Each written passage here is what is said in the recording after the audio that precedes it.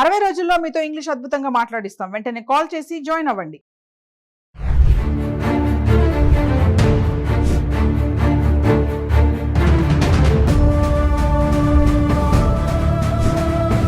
భర్త మాట వినకపోతే ఎలా మనం మలుచుకోవాలి, ఎలా మన గుప్పెట్లో పెట్టుకోవాలి హస్బెండ్ని.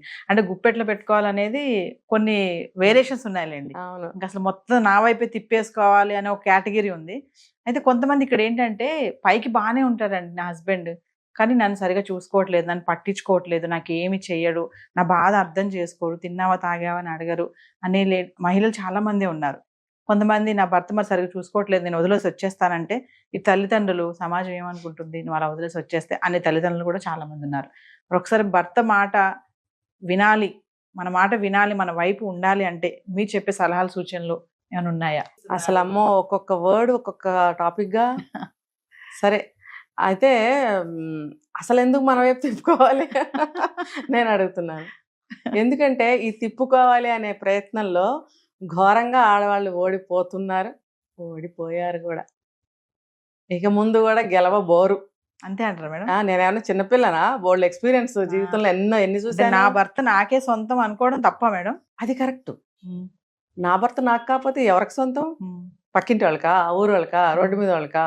తాళి కట్టింది మనకే, నాకే అయినప్పుడు నా భర్త నాకే సొంతం. ఇది కరెక్ట్. ఇది ఎన్ని యుగాలైనా ఎన్ని తరాలైనా ఈ డైలాగ్ కరెక్ట్. కానీ నా వైపు తిప్పుకోవాలి అని మీరు అన్నారే, పట్టించుకోవట్లేదు. అసలు ఎందుకు పట్టించుకోవాలి భయ్? నువ్వేమన్నా 5 ఏళ్ల పిల్లవా? లేకపోతే నీ వైపు ఎందుకు తిప్పుకోవాలి? తిప్పుకోవటం ఎందుకు అని అంటే, అతను నిన్ను చూశాడు, పెళ్లి చూపుల్లోనో లేకపోతే లవ్ చేశాడో చూశాడు కాబట్టే కదా చేసుకున్నాడు. మరి నచ్చబట్టే, ఇష్టం అవ్వబట్టే కదా చేసుకున్నాడు. అయితే మనిషికి దేవుడు మనసు పెట్టాడు, దానికి ఎన్నో స్పందనలు, భావాలు, భావోద్రేకాలు ఎన్నో పెట్టాడు. పెట్టబట్టి ఈ దరిద్రపు ఆలోచనలన్నీ వస్తున్నాయి మనందరికీ. ఇవి రావటం వల్ల సంసారాలు పాడైపోయినాయి, పాడైపోతున్నాయి, పాడైపోతాయి కూడా. ఒక్కటే అనుకోవాలి, ఇప్పుడు మన వైపు ఎందుకు తిరగాలి? ఇష్టపడ్డాము, నేను ఇష్టపడ్డా, నువ్వు ఇష్టపడ్డా, చేసుకున్నాము, కలిసి ఉంటున్నాము, సంసారం బాగానే జరుగుతుంది. మళ్ళీ అందులో పనిగట్టుకు నా కొంగు పట్టుకోవాలి. ముసలాళ్ళు ఉండేవారు, ఇది మనం చెప్పుకున్నాంలే ఒక వీడియోలో. కొంగుని కట్టేసుకోలేకపోయావు, కొంగుని కట్టేసుకో. ఇవన్నీ దరిద్రపు మాటలు అంటా నేనైతే. అది చండాలమైనటువంటి బిహేవియర్. కొంగుని కట్టేసుకోవాలి అనేది చండాలమైన బిహేవియర్ నా దృష్టిలో. ఇప్పుడు ఒక మంచికి లొంగాలి, ఒక మంచి పనికి లొంగాలి, ఒక మంచి మాటకి లొంగాలి, ఒక వ్యక్తిత్వానికి లొంగాలి. అంతేగాని ఏమీ లేకుండా ఉట్టిగా నువ్వు నా కొంగున ముడేసుకొని నన్ను తిరగాలి, నువ్వు ఉండు అని మనం అడిగేది కాదు, అడిగినంత మాత్రాన జరిగేది కాదు. చాలా నీచమైనటువంటి స్థితి ఆడదానికి ఇది. భర్త నా కొంగును కట్టేసుకోవాలి, నా చుట్టే తిరగాలి అని అనుకోవటం అనేది చాలా నీచమైన స్థితి ఆడదానికి. నువ్వు అడక్కు, నువ్వు అసలు ఆశించకు. రోజు కూడా ఇద్దరు అనుకునే పెళ్లి చేసుకున్నారు, కలిసే పెళ్లి చేసుకున్నారు, కలిసే ఉంటున్నారు, ఇద్దరికి పిల్లలు పుట్టారు, 10 ఏళ్ళు గడిచింది, 20 ఏళ్ళు గడిచినా కూడా ఆడవాళ్ళు నన్ను ప్రేమించట్లేదు, నా మాటకి విలువ లేదు, ఇంకా నా వైపుకి ఎలా తిప్పుకోవాలి, నన్ను అసలు పట్టించుకోవట్లేదు, ఏదన్నా ఉంటే వాళ్ళకే ఇస్తాడు, నాకు ఇవ్వడు అని ప్రేమించడం లేదు కదా, ప్రేమించటం లేదు అని అనుకుంటారు. కానీ అసలు సరిగ్గా గమనించినట్టయితే వాళ్ళు మనల్ని పట్టించుకోవట్లేదని అనుకుంటాం, కానీ వాళ్ళు ప్రతిదీ పట్టించుకుంటారు. పిచ్చిమొహాలు వీళ్ళే తెలుసుకోవట్లేదు భార్యలా. అవును, వాళ్ళు ప్రతిదీ పట్టించుకుంటారు. కావాలంటే ఒక టెస్ట్ చేసుకోండి కదా. ఇప్పుడు 4 రోజులు ఊరికే మనము వాళ్ళని ఏమంటారు షంటామనుకోండి, నన్ను పట్టించుకోవట్లేదు, నాకు అది తెలియదు, నాకు ఇది తెలియదు, నాతో చూడలేదు, నాతో మాట్లాడలేదు అని అంటున్నాం అనుకోండి. ఒక 4 రోజులు వదిలేసి చూడండి, అసలు అనకండి. అతను ఖచ్చితంగా పట్టించుకుంటాడు. ఇవ్వు ఇవ్వు ఇవ్వు అంటే ఎవడేవాడు, అడగటం మానేయండి, వాళ్ళే ఇస్తారు. అలాగా ఇది కూడా అంతే. వీళ్ళు అడగనందువల్ల ఏది జరగదు. వాళ్ళు గమనిస్తారు, వాళ్ళకి తెలుస్తుంది. ఇప్పుడు నువ్వు ఎటు వెళ్తున్నావు, నీ వెనకే చూస్తాడు భర్త, నువ్వు తిరగగా నటు తిరుగుతాడు. మరి పిలిస్తే పలకడు, ఈగో. చెవుడు అయితే ఓకే, అతనికి చెవుడులే పలకలేదు, లేకపోతే ఏదో సౌండ్ అవుతుంది అక్కడ, అది స్పెషల్ కండిషన్స్, వదిలేద్దాం. అక్కడ పిన్ డ్రాప్ సైలెంట్గా ఉండి కూడా 1 సారి 2 సార్లు 3 సార్లు 4 10 సార్లు పిలిచా పలకడం ఒకడు, ఖచ్చితంగా పలకడు. కావాలని నువ్వు పిలవటం మాని, నువ్వు టైం ప్రకారం వండుతూ ఉండు, పెడుతూ ఉండు. మరీ ఒక కట్టేసి ఒకసారి పిలవాలి కదా, పలకట్లేదు కదా, దగ్గరికి వెళ్ళి పెట్టాను వచ్చి తినమని చెప్పు. తెలుస్తుంది అతనికి. పిలవటం మానే. అమ్మో నాకేంటో గౌరవం తగ్గిపోతుంది అనుకుంటాడు మర్నాటి నుంచి. ఆ పిలుపు కోసం వెయిట్ చేస్తాడు. మరి నేను పట్టించుకున్నట్ట కాదా కదా. ప్రేమించు ప్రేమించు, ప్రేమ లేదని ఏడుస్తుంటాం ఆడవాళ్ళం అందరము. అసలు అడక్కండి. మనం భిక్ష అడుగుతున్న కొద్దీ వాళ్ళు వేయరు. ఓహో నా నుంచి ఇంత కోరుకుంటుందా, అయితే మనం బెంకంగా ఉండాలి, మెయింటైన్ చేయాలి. అమ్మో మనం కోరుకున్నది ఇచ్చేస్తే ఇంకా నెత్తెక్కుతుంది అంటే నేర్పేవాళ్ళు ఉంటారు వెనక. అవును, ఆ పాఠాలు విని ఇంకా కొంచెం పైకి ఎక్కేవాళ్ళు ఉంటారు. ఇంకొంత ఇలా కూడా ఉంటారు, అబ్బో నాకేదో ఇదేదో బాగున్నట్టుంది, ఇదేదో గొప్పగా ఉంది అని చెప్పి ఇంకొంచెం చూపిస్తారనమాట. అసలు మనం ఏది ఆశించద్దు. ఇంకోటి ఏంటంటే మనకి సిగ్గు లేదా అండి అడుక్కోవడానికి.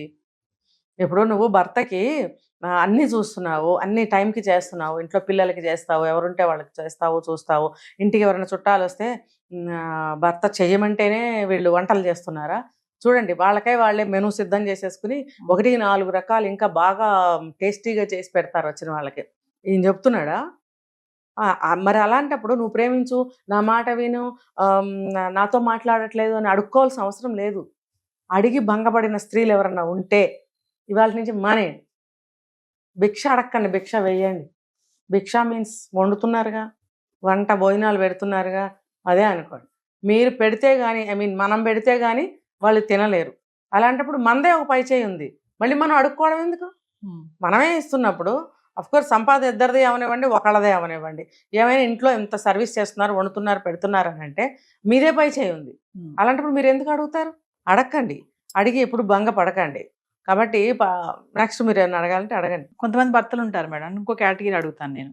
ఇంట్లో మంచి భర్తగానే ఉంటారు, కానీ బయటకు వెళ్ళక మాత్రం డిఫరెంట్ అనమాట. మరి అలాంటి వాళ్ళని ఏమనుకోవాలి? అంటే రివర్స్. ఇప్పుడు ఇది కొంతమంది ఇంట్లో మంచిగా ఉంటారు, బయట డిఫరెంట్గా ఉంటారు. కొంతమంది ఇంట్లో మాత్రం సరిగ్గా ఉండరు, భార్యను సరిగ్గా చూసుకోరు, బయట మాత్రం ఏం హస్బెండ్ ఆమెను ఎంత బాగా చూసుకుంటున్నాడు అంటారు, కానీ ఇంట్లో ఆమెకు అంత ప్రేమ, అంత ఆప్యాయత, అంత అనురాగం ఇదేం దక్కదు. ఇలా ఉన్నారు కొంతమంది. మరి వాళ్ళని ఎలాగా? మరి వాళ్ళేంటంటే ఇది ఎక్కడికి పోతుందిలే భరోసా. ఇంటికి వెళ్ళంగానే తలుపు తీస్తుంది, భోజనం పెడుతుంది, ఇంకా కావాల్సినవి చూస్తుంది. ఇది ఎక్కడికి పోతుంది అని నన్నే నమ్ముకుని ఉంది. ఇంకొకటి ఏంటంటే నా మనిషే కదా ఇంట్లో ఉంది, తిట్టినా కొట్టినా నా మనిషే కదా అని అనుకుంటారు. కానీ తిట్టినా కొట్టినా పడుంటుంది అనుకోవడం తప్పు. ఒక మాట అన్నా, ఒక దెబ్బ కొట్టినా నా మనిషే కదా అని ప్రేమగా అనుకోవటం వేరు. అంటే అలా కొట్టమని నేను అనట్లేదు. కొట్టడం అనేది నా దృష్టిలో మహా పెద్ద తప్పు, మహా పాపం. అసలు నా దృష్టిలో కొట్టే మగాడు మగుడే కాదు, మగాడే కాదు. ఇంకా ఉన్నారా మేడం భార్యలను కొట్టేవాళ్ళు? ఎందుకు లేరు? ఇప్పుడే ఎక్కువ ఉన్నారు. ఇంకా పాతకాలం కన్నా. పాతకాలంలో అంతేం కొట్టేవారు కాదు, ఇప్పుడే కొడుతున్నారు. కాబట్టి కొట్టేవాళ్ళు మగాళ్ళ కిందకి రారండి. మగాడు ఎప్పుడవుతాడంటే భార్య మొహంలో చిరునవ్వు, సంతృప్తి, సంతోషము, ఆమె స్వేచ్ఛగా ప్రశాంతంగా కలిసి ఇల్లు వాకిలి మొత్తం దిద్దుకుని ఇంటిని సమానంగా నీతో పాటు నడిపిస్తున్నప్పుడు ఆమెకు సంతోషం కలిగించాలి. అవన్నీ ఉన్నప్పుడే అది ఆ మగాడే అనిపించుకుంటాడు. అర్థమైందా? 1-4 పిల్లలు పుట్టేశారు, నేను తాగొచ్చాను, మగాడిని తాగుతాను, లేకపోతే నేను కొడతాను అంటే ఇది మగతనం కాదు. ఇప్పుడు సృష్టిరీత్యా మగాడు ఎట్లయినా కొంచెం స్టౌట్గానే ఉంటాడు. అది సరిపోదా నీకు? ఇంకా ఇవన్నీ నువ్వు ఫీల్ అవ్వాలా? తప్పది, చాలా తప్పది. కాబట్టి అలా ఫీల్ అవ్వకూడదు. మీరు అడిగిన దానికి ప్రశ్నకు చెప్తాను జవాబు. బయట మంచి పేరు కోసం అందరి దగ్గర ఆహాహా అంటుంటాడు. ఇంటికి రాగానే ఎక్కడలేని విసుగొస్తుంది, ఎక్కడలేని కోపం, ఎక్కడలేని తప్పులు కనిపిస్తుంటాయి. అప్పటి వరకు బయట ఉన్న వాతావరణం వేరు, ఎంతో ప్లెజెంట్గా నవ్వుతూ సంతోషంగా తుళ్ళుతూ ఉంటాడు. తలుపు లోపలికి రాగానే అది పరకాయ ప్రవేశంలాగా ఆ ఫేస్ మారిపోతుంది అనమాట. ఏం చేస్తున్నావు? నిద్రపోతున్నావా? తింటున్నావా? ఇదేనా నీకు? తింటం పడుకోవటమేగా నీ పని? అప్పుడే నిద్రపోయావా?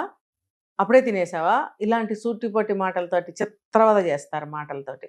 ఇంకా ప్రతిదానికి తిడతారు, ప్రతిదానికి కొడుతున్నారు. కొట్టేవాళ్ళు ఉన్నారు, చాలామంది ఉన్నారు. తీసిపారేయటం భార్యని హీనాతి హీనంగా అనమాట. నువ్వు దేనికి పనికిరావు, నీకు తెలివితేటలు లేవు, నీకు బుర్ర లేదు, నీకు అది తెలీదు, నీకు ఇది తెలీదు. దీనికి అంతటికీ కారణం ఒక్క మగాడే కాదండి, ఆ స్త్రీ కూడా. నీకు డే 1లోనే అతని వ్యక్తిత్వం ఏంటో కొంత అర్థం అవుతుంది, రన్నింగ్లో ఇంకా కొంత అర్థం అవుతున్నప్పుడు నీ నేచర్ని నువ్వు మార్చుకోవాలి, నీ వ్యక్తిత్వాన్ని నువ్వు మార్చుకోవాలి. అలా అంటున్నాడు అంటే అనిపించుకోకుండా ఉండే ప్రయత్నాలు ఏం చేస్తున్నారు మీరు? అనిపించుకోకండి అలాగా. ఇలాంటి వాళ్ళు బయట మంచి అవుతారు, ఇంట్లో భార్యకి చెడ్డ. అసలు మంచి అవ్వాల్సిందే భార్యకి, మంచి అవ్వాల్సిందే ఇంట్లో వ్యక్తులతోటి. నీకు మంచి వచ్చినా చెడు వచ్చినా నువ్వు ఎక్కడ ఊరు వెళ్ళినా ఇంకో దేశాంతరం వెళ్ళినా తిరిగి నువ్వు అదే ఇంటికి వస్తున్నప్పుడు ఆ ఇంట్లో సభ్యులే నీకు తలుపులు తీస్తున్నారు, భోజనం పెడుతున్నారు, మంచి చెడ్డ చూస్తున్నారు, నిక్షేమ సమాచారాలు కోసం వాళ్ళు అల్లాడుతున్నారు అని అన్నప్పుడు నువ్వు ఇక్కడే మంచిగా ఉండాలి. రోడ్డు మీద వాళ్ళు నీకు ఒక మంచినీళ్ళు ఇస్తారు, ఒక గ్లాస్ మంచినీళ్ళు. అమ్మ ఇప్పుడు ఇంటికి తీసుకెళ్తే మా ఆవిడ తంతుందేమో తిడుతుందేమో, గ్లాస్ మంచినీళ్ళు ఇవ్వాల్సి వస్తుంది అని ఆలోచించేవాళ్ళు లేరండి. ఇంటికి వెళ్తే మంచినీళ్ళు కూడా ఇప్పుడు ఎవరు ఇవ్వటం లేదు, ఆ సాంప్రదాయం పోయింది అనుకోండి. ఒకవేళ దాహం వేస్తే అడిగి తీసుకుని తాగాల్సిందే తప్ప ఎవరు మంచినీళ్ళు ఇప్పించే ధైర్యం కూడా చేయట్లేదు ఇళ్లలో. మరి ఇంకా కాఫీలు, టీలు, భోజనాలు, టిఫిన్లు అవన్నీ తర్వాత సంగతి. మరి అలాంటి వాళ్ళ దగ్గర నువ్వు బట్రాజులాగా చప్పట్లు కొడుతూ వాళ్ళ మంచి పేరు కోసం నువ్వు బయట తాపత్రయపడుతున్నావు. అందులో కొంతైనా నువ్వు ఇంట్లో ఉంటే నీకు ఇంట్లోనే ఎంతో పట్టం కడతారు కదా, నీకు ఎంతో విలువిస్తారు కదా, ఎంతో బాగా నిన్ను గౌరవిస్తారు కదా.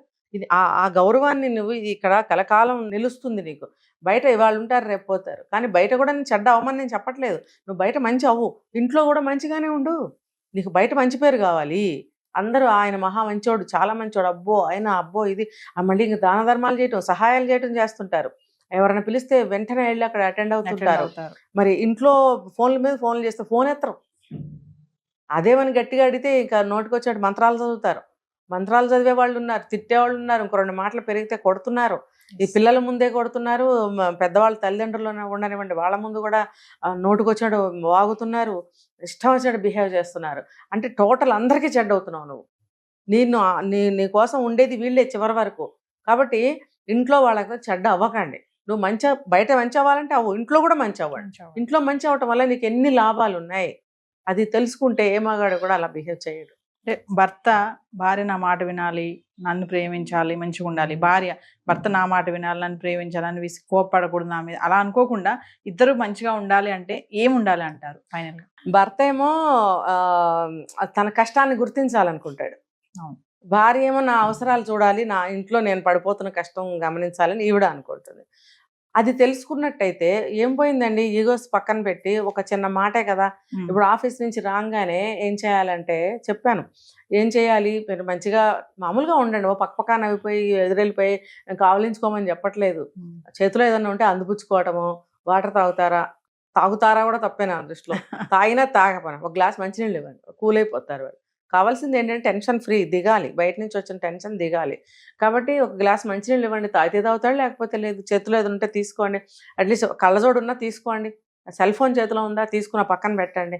అదేంటంటే వాళ్ళకి మనం ఏదో మర్యాద ఇస్తున్నామో లేదో పొద్దునుంచి కష్టపడి వచ్చాడు అని మన చర్యల ద్వారా అతను ఫీల్ అవుతాడు. ఫీల్ అయినప్పుడు కొంచెం మనసులో కూల్నెస్ వస్తూ ఉంటుంది, మొహం మీద కొంచెం ప్లెజెంట్గా అది వస్తుంది, చిరునవ్వు వస్తుంది. కాబట్టి అతను అనుకుంటాడు నా కష్టం గుర్తించాలి అని. ఇలా చేసినట్టయితే కొంతలో కొంత అతను సాటిస్ఫై అవుతాడు. మరి అలాగే ఈవిడ్ని కూడా ఏం చేస్తున్నావు, ఇంకా పని కాలేదా, అబ్బా పొద్దున్నుంచి ఏం చేస్తుంటావు అంత పని అని అంటే చాలు ఇంకా ఆవిడ అబ్బో అసలు ఇంకా వెంటనే వెళ్ళి ఇంకా ఏవేమైనా తయారు చేసి పట్టుకొచ్చి మరీ పెడుతుంది ఆవిడ కదా. చేసిందంతా పోతుంది. కావాల్సిందే అదండి. ఇప్పుడు అదే ఇందాక మీరు ఒక ప్రశ్న అడిగారు, నన్ను ఎందుకు ప్రేమించడు. ఇలాంటివి మనం ఇప్పుడు పెళ్ళి ఎవరోనండి, వాళ్ళు ఎవరో మనం ఎవరో, ఒక తాడు కట్టుకొని మన ఇద్దరం భార్యాభర్తలు అంటాం. తాడు కట్టుకోవడం అంటే నా దృష్టిలో మంగళసూత్రం. ఆ తాడు కట్టుకొని మన ఇద్దరం భార్యాభర్తలు అని డిసైడ్ అయిపోతాం ఆ రోజు కదా. ఆ చిన్న తాడే కదా మనల్ని బంధించి ఉంచుతుంది, ఆ బంధం నిలవాలి. ఇవాళ రోజున అది చాలా మంది వేసుకోవట్లేదు అనుకోండి, ఎందుకంటే జరుగుతున్న సంఘటనలు అలా జరుగుతున్నాయి, వేసుకోబుద్ధి కావట్లేదు ఎవరికి కూడా. అది అందుకనే ఒకళ్ళనొకళ్ళు గౌరవించుకుంటుంటే ఇలాంటివి జరగవు. అప్పుడు ఆవిడ చిన్నగా ఇద్దరు ఒకళ్ళనొకళ్ళు పలకరించుకోవాలి, అంతేగాని మొహం గట్టిగా పెట్టుకొని అంటారు చూడండి జేవురించినట్టు పెట్టుకుని ఫేస్ని ఇంట్లోకి వచ్చి, అంటే నేను పొద్దు నుంచి ఏంటో పెద్ద శ్రమ చేసేసాను, నువ్వు ఇంట్లో కూర్చొని తింటున్నావు నిద్రపోతున్నావు అనే ఎక్స్ప్రెషన్ అతను ఇవ్వకూడదు. నేను కష్టపడి వచ్చాను అనే ఒక చిన్న ఎక్స్ప్రెషన్ నువ్వు ఇవ్వకపోయినా సరే ఈవిడేం చేయాలి, గబగబా వచ్చి ఆ చేతిలో ఏదైనా తీసుకుని అక్కడ పెట్టి ఒక గ్లాస్ మంచినీళ్ళు ఇస్తే ఆయన నన్ను గుర్తించింది అని సాటిస్ఫై అవుతాడు. అలానే ఈవిడ కూడా పొద్దునుంచి ఏదో పనులు చేస్తూనే ఉంటుంది కదా. ఎవరన్నా ఉంటారులేండి చేయని వాళ్ళు, వాళ్ళని పక్కన పెడదాం. సాధారణంగా గృహిణులు అంటే పాపం ఇంట్లో ఏదో ఒకటి చేసుకుంటూనే ఉంటారు కదా. ఇంకా పక్కింటి వాళ్ళు వీళ్ళు మాట్లాడుకున్నప్పుడు పచ్చళ్ళ గురించి, కూరల గురించి ఎన్నో మాట్లాడుకుని కొత్త కొత్త ప్రయోగాలు కూడా చేయడానికి ప్రయత్నిస్తారు, ఆ ఉత్సాహంగా ఉంటారు. అలా ఉన్నప్పుడు ఏదో ఒకటి చేస్తూనే ఉంటారు. కాబట్టి ఏమో ఇంకా పని అవ్వలేదా, పొద్దుటి నుంచి ఏం పని చేస్తున్నావు, కాసేపు కూర్చోవచ్చు కదా, కాసేపు ఏమైనా రెస్ట్ తీసుకున్నావు, ఏదో ఆయన తోచిన మాట ఏదన్నా ఒకటి అంటే ఆవిడ ఉబ్బిపోతుంది అనమాట. ఇటువంటి స్వాంతన మాటలు, ప్రేమను పెంచే మాటలు కావాలి. అంటే ఇప్పుడు చూసన్నా నేర్చుకోవాలి, చేసన్నా ఆ అనుభవాన్ని సంపాదించాలి. 2 లేకపోతే అవి అలాగే ఉంటాయి ఆ విషయాలు. రైలు పట్టాల్లాగా పారలల్ లైన్స్ అలాగే ఉంటాయి. కాబట్టి మనం ఇప్పుడు అందరూ 1,00,000 మందికి 1,00,000 మంది అనుకునే మాట ఏంటంటే, ఇవాళ రోజున వివాహ బంధాలు నిలబడట్లేదు. విడిపోతున్నారు అని. మీరు అడిగారు. నా భర్త ప్రేమించట్లేదు కాబట్టి, నన్ను పట్టించుకోవట్లేదు కాబట్టి నేను పుట్టింటికెళ్ళిపోతాను. పుట్టింటి వాళ్ళు కూడా వచ్చేయమ్మా మాకున్న దాంట్లోనే పెట్టుకుంటాము అని అంటున్నారు. కానీ ఇవన్నీ నడుస్తుంటే అవన్నీ రావు కదా! ఎస్. ఇవి ఎవ్వరైనా సరే, ఏ వయసులోనే సరే, ముసలోళ్ళు అవనివ్వండి, మిడిల్ ఏజ్ అవ్వనండి, ఇప్పుడే పెళ్లి చేసుకున్న వాళ్ళు అవ్వండి, ఎవ్వరైనా కానీ ఇవి తెలుసుకుని పాటించగలిగితే ఏముందండి, మనం పెళ్లి చేసుకున్నాము, మన మనిషి అని అనుకోవాలి.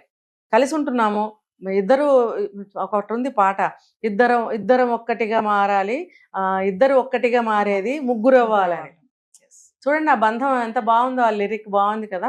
ఇద్దరు ఒకటవుతారు, ఒకళ్ళు ముగ్గురు అవుతారు, అవ్వాలనే కదా పెళ్లి చేసుకుంటారు. అలా అలా అయినప్పుడు మనం అయిపోతాం అక్కడ. నువ్వు నేను అవ్వం, మనం అయిపోతాం. మనం అయిపోయినప్పుడు మనంలాగా మనం ట్రీట్మెంట్ ఇచ్చుకోవాలి, మనంలాగా బిహేవ్ చేయాలి. చేస్తున్నప్పుడు ఇంక ఇలాంటివన్నీ రావు. రాకుండా ఉండాలంటే కొన్ని ఇలాంటి టిప్స్ పాటించుకోవాలి. Thank you.